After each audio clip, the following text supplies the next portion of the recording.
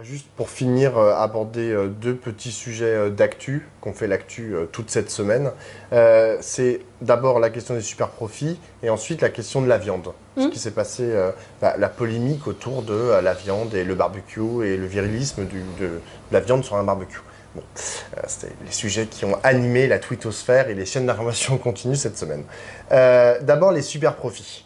Bon, vas-y, si tu veux, ou tu veux que je définisse non, la je crois problématique. Bon, la problématique, elle est assez connue. Hein. Finalement, il y a des entreprises, notamment les entreprises de l'énergie, qui ont fait des profits considérables, qui n'ont rien à voir avec leurs propres compétences ou leur propre apport ou je ne sais quoi.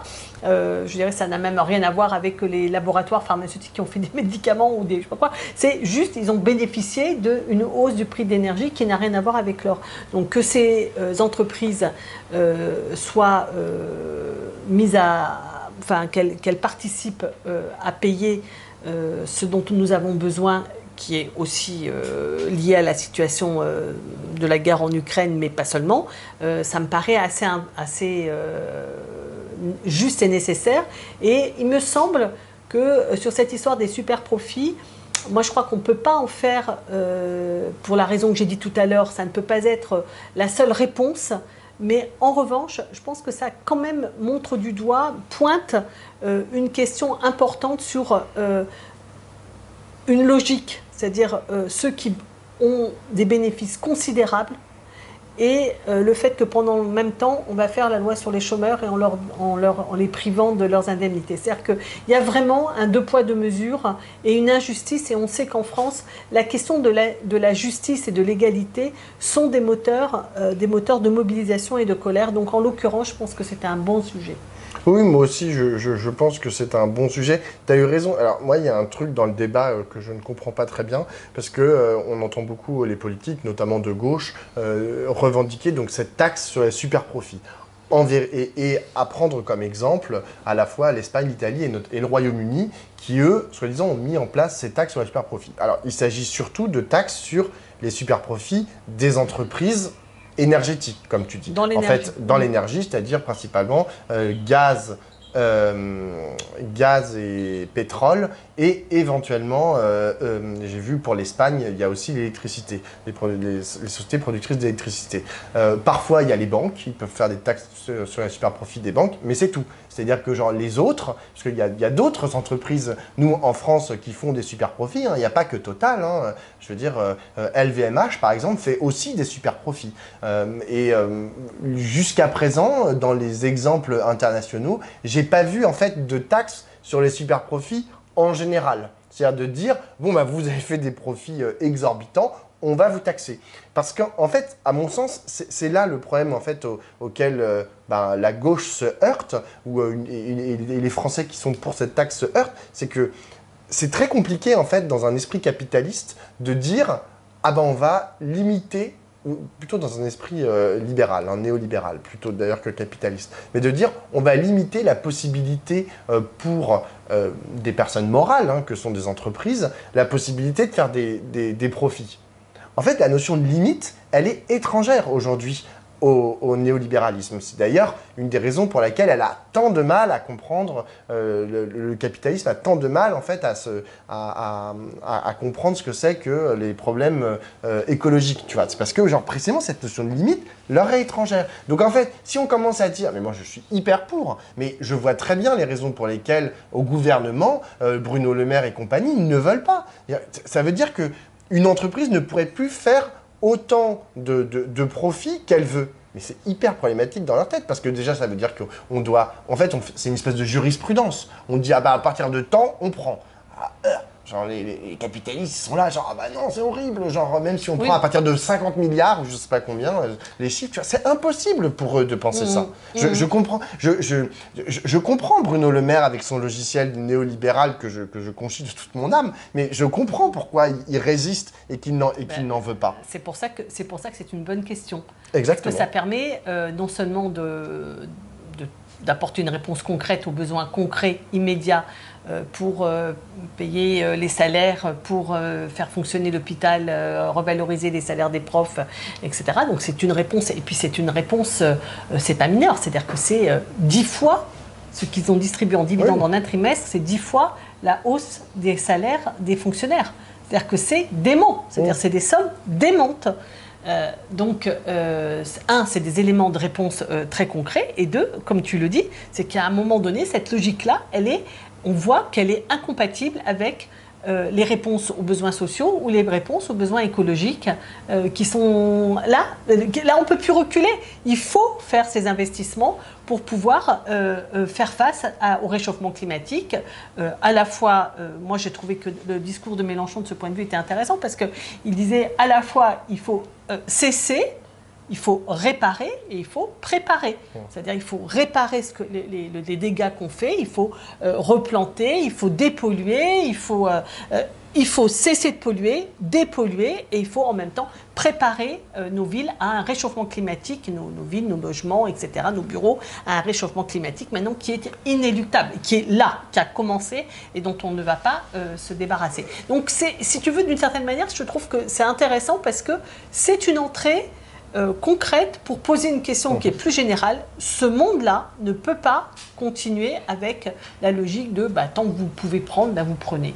D'autant que toi, tu l'as mis en parallèle avec la question du chômage et la réforme du chômage de l'assurance chômage qui va arriver là dans les semaines prochaines. Mais on pourrait aussi le mettre en parallèle avec ce qu'a fait c'était une proposition du gouvernement qui a été amendée par les Républicains à l'Assemblée nationale dans la loi sur le pouvoir d'achat en juillet dernier et qui a commencé à être mis en application le jeudi 1er septembre. C'est la ristourne de 30 centimes d'euros à la pompe sur l'essence. Non, c'est 30. Et en fait, Total s'est engagé à mettre 20 centimes de plus, enfin 20 centimes de moins encore. Parce que en fait c'est un deal. Ça c'est mon sentiment personnel, mais je pense que c'est un deal. C'est pas de taxe sur les super profits, mais on vous donne 20 centimes de plus. Et en plus de ça, c'est ce qu'a dit Michel-Édouard Leclerc hier sur France Info. Michel-Édouard Leclerc a dit mais c'est absolument dégueulasse parce qu'en fait l'essence est un produit d'appel. Moi c'est ça que je ne savais pas tellement avant quand Michel-Édouard Leclerc en parle, c'est que ils font très peu de marge sur l'essence et donc en fait le fait que Total soit 20 centimes en dessous qu'une pompe Leclerc, c'est catastrophique pour Leclerc parce que Leclerc, ils vendent ce truc, c'est l'essence à prix coûtant, venez, et les gens vont à la pompe et puis derrière, ils vont faire les courses au supermarché. Là, le problème, c'est que tout le monde se rue chez Total et ne va plus chez Leclerc, donc pour Leclerc, c'est absolument catastrophique. C'est très embêtant pour Leclerc. Exactement, on pleure pour Leclerc. Pour Leclerc. Et pour Auchan, et pour Carrefour. Non, mais en l'occurrence, il y a quand même un vrai problème d'inégalité, en fait, puisque c'est les seuls à pouvoir descendre donc de 50 centimes en tout le prix du carburant. Mais ce sur quoi je voulais revenir, c'est que la proposition en fait qui a été donc du coup avalisée par le gouvernement sur amende des députés républicains, c'est de faire une ristourne pour tout le monde. Et alors ça, c'est absolument génial parce que, en fait, quand on regarde, le premier décile dans les catégories socio-professionnelles, enfin ceux qui gagnent le plus, les 10% qui gagnent le plus, ils dépensent environ, j'ai regardé, 200 euros pour l'essence par mois. Les plus pauvres, ils dépensent moins de 100 euros, les 10% les plus pauvres. C'est-à-dire plus de 2 fois moins. Et tout le monde va avoir, sur tous ces litres d'essence achetés, va avoir 30 centimes de ristourne. Donc, c'est absolument dégueulasse. Et pourtant, hier, vous avez Nadine Morano, eurodéputée LR, qui vient et qui dit à la télévision, mais c'est fantastique, j'étais dans une station-service à Toul et tout le monde était très heureux. Et c'est vrai que les gens sont heureux de voir que, en fait, c'est 50 centimes plus bas que la veille. Mais ça reste un problème fondamental. Il y a une inégalité absolument patente entre si tu utilises une énorme cylindrée, que tu es hyper riche parce que tu as ton gros 4x4 qui dépense, je sais pas combien, qui dépense 15 litres au 100 km, ou bien si tu as une petite voiture que tu peux pas utiliser et que tu te déplaces beaucoup moins qu'un riche. Alors, cette logique-là, mon pauvre Pablo, est une logique, mon Dieu, ça fait 20 ans que les socialistes nous la servent à toutes les sauces.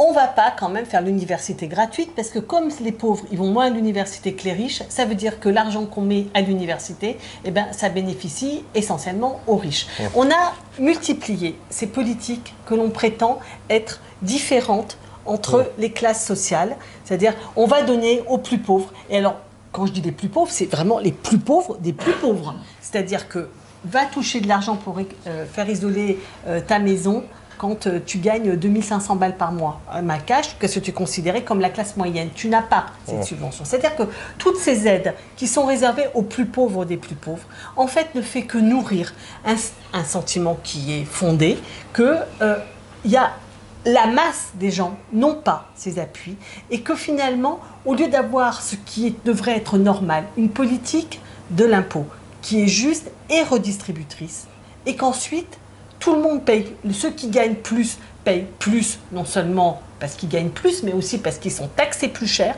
et que c'est avec ça que l'on fait une politique générale.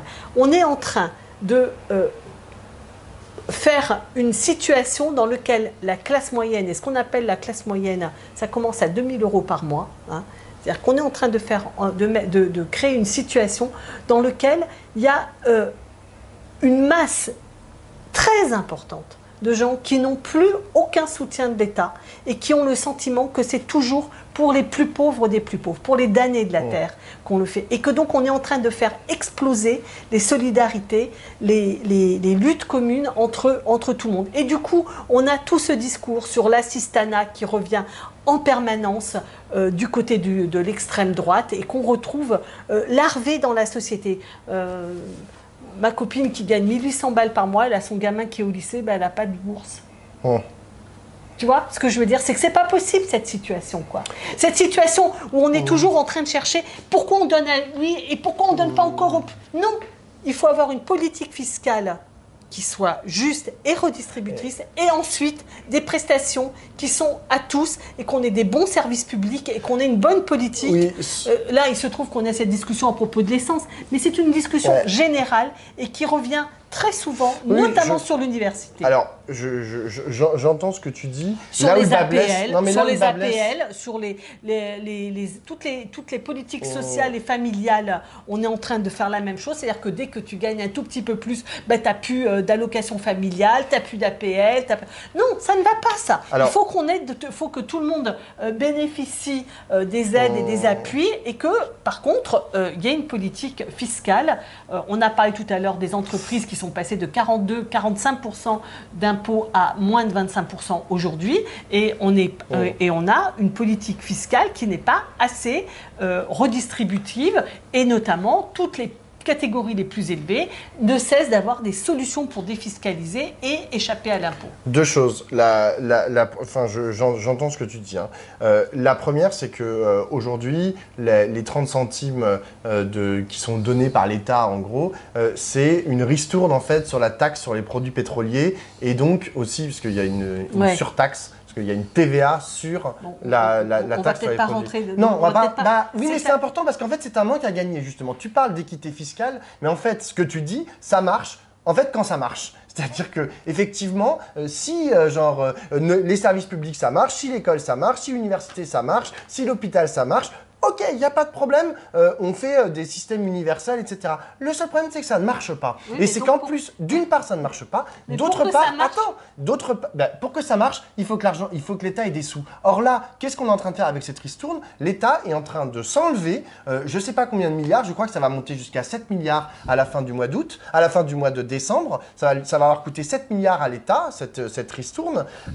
Il va s'enlever 7 milliards de ses caisses. Et bien, c'est un petit souci. En fait, c'est un petit souci pour les investissements, à la fois pour la redistribution et pour l'investissement et les investissements écolos. C'est pour ça que moi, ce que je te dis, c'est que je pense que ce qu'il faut, c'est retrouver une politique fiscale, c'est-à-dire des impôts pour les entreprises et pour les particuliers, qui soit plus redistributif qu'elle ne l'est. Aujourd'hui, il y a beaucoup trop de solutions pour ne pas payer d'impôts quand on est un grand groupe ou quand on est dans les catégories les plus élevées, et qui trouvent des solutions pour réduire leurs impôts. Et bien ça, je trouve que ça ne va pas, et que c'est ça qu'il faut contester, plutôt que de chercher si on va donner en plus avec des effets en chaîne bureaucratiques sans nom, et puis le fait que ça n'atteint pas les gens. Enfin, je veux dire que on devient, on a un sentiment de déclassement et de perte de pouvoir. Alors, j'entendais ça, pouvoir d'achat, c'est un pouvoir vivre aussi, c'est un pouvoir choisir, c'est un pouvoir décider de sa vie. Et que tout ça, les gens, ils sont pris à la gorge par la contrainte de tout ce qui est des dépenses incompressibles. Donc moi je pense qu'il faut revenir à des choses plus universelles, pour reprendre le terme de tout à l'heure. Et ça nous enchaîne sur l'histoire de la viande. Qui, pour moi, c'est pareil. C'est que je ne conteste pas le diagnostic que fait Rousseau à propos du fait que les hommes mangent plus de viande que les femmes. C'est documenté, attesté, c'est certain. Que ça ait des origines très anciennes dans la mémoire, dans les pratiques, dans le fait que les hommes ils aient des travaux durs, alors on donnait plus de viande pour qu'ils aient plus de force, et puis parce que c'était... Bon, tout ça c'est certain, c'est avéré.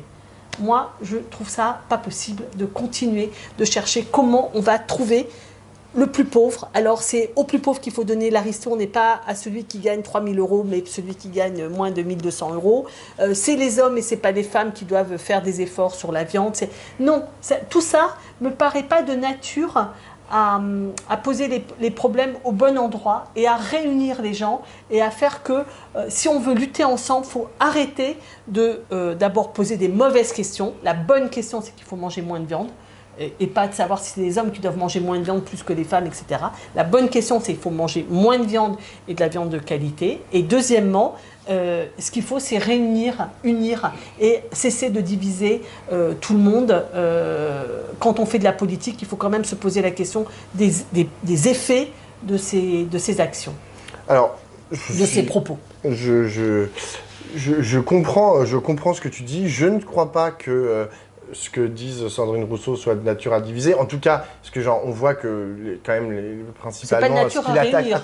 Principalement, ce qu'il attaque, c'est l'extrême droite. D'ailleurs, ceux qui sont allés chercher sa petite phrase qu'elle a dite dans une réunion à l'université des écolos, c'est l'extrême droite qui a sorti cette phrase et qu'on a fait un truc. Après, il y a eu un article dans Valeurs Actuelles. Enfin, ça suit toujours à peu près le même chemin, quoi. En revanche, ce que je trouve intéressant dans tout ce que raconte Sandrine Rousseau lorsqu'elle elle prend pas de position. En fait, ce qu'elle dit systématiquement sur tous les sujets, et elle l'a encore dit sur l'humour, elle a dit il faut que l'humour ça évolue parce qu'elle se fait sans arrêt agresser sur les réseaux sociaux par des comptes parodiques, etc. Et elle dit oui, il faut que l'humour ça évolue, enfin je sais pas quoi. Et les gens disent ah, elle l'appelle à la censure. Là, toi tu dis ah, elle divise. Mais en fait non, ce qu'elle dit c'est que de façon... En plus, c'est naturel. Enfin, j'allais dire c'est naturel. Je ne sais plus le mot qu'utilise Marx, mais genre, c'est des dynamiques, en fait. Notre société est dynamique. Et on ne pratique pas, par exemple, la cuisine ou le repas comme on le pratiquait il y a 100 ans, comme on le pratiquait il y a 500 ans. Et on ne le pratiquera pas, le repas, dans 100 ans, comme on le pratique aujourd'hui. De la même façon, les rapports entre les hommes et les femmes évoluent. Notre rapport à l'humour, il évolue aussi. Je veux dire, l'humour dans les années 30, putain, quand je lis même des journaux de gauche, c'est sportif à lire. Je veux dire, c'est illisible pour quelqu'un qui vit en 2022. Donc tout évolue. Et je pense que ce que fait Sandrine Rousseau, c'est qu'elle acte ces évolutions et elle se projette et elle dit bon bah voilà, c'est en train d'évoluer, je vois que c'est en train d'évoluer. Et c'est vrai que c'est en train d'évoluer sur la question à la fois du sexisme, de l'humour et du rapport genré, on va dire, au repas. Et elle acte ces évolutions, d'abord qui sont vraies, moi je le vois de façon générationnelle, c'est aussi vrai, genre, je veux dire, une personne de 80 ans, il n'a pas le même rapport, je sais pas, un conjoint et une conjointe, ils n'ont pas le même rapport entre eux qu'un conjoint et une conjointe à 20 ans. Et en fait, elle acte que la société évolue.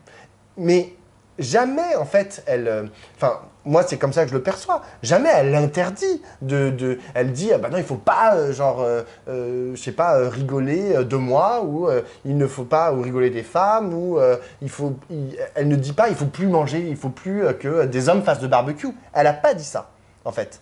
Elle dit, le barbecue aujourd'hui est un symbole de virilité. Et il faut aussi se débarrasser de ça. Il faudrait peut-être aussi que la société évolue en se débarrassant de ça. Mais je pense que ce qu'elle acte, c'est en fait la trajectoire normale en fait de l'histoire.